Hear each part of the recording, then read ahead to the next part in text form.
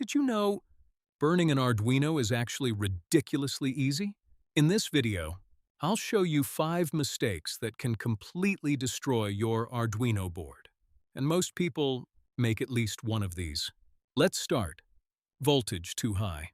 One of the fastest ways to kill an Arduino is feeding it too much voltage. If you power the board through VIN or the barrel jack, there is a limit, usually around 7 to 12 volts. But here's the problem. The higher the voltage, the more heat the regulator has to burn. And if it gets too hot, the board is gone forever. 2. Short circuit. This one is brutal and extremely common. One wrong wire, one mistake, and boom, you create a short circuit. And when that happens, the Arduino can get damaged instantly. So before powering anything, always double-check your wiring.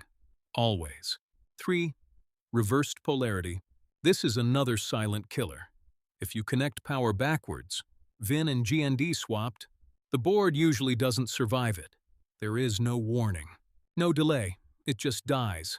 So yeah, check polarity twice. Not once. Twice. 4. Driving heavy loads directly. This is where beginners get in trouble. An Arduino pin is not a power source.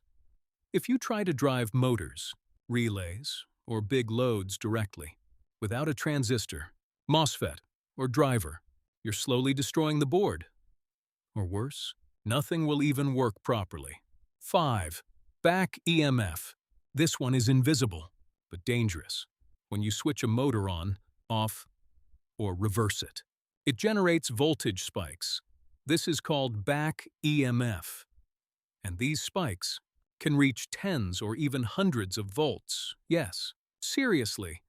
And that energy goes straight back into your Arduino, unless you protect it with a diode or a proper motor driver.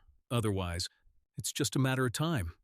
So yeah, burning an Arduino is easier than you think, but now you know exactly how to avoid it.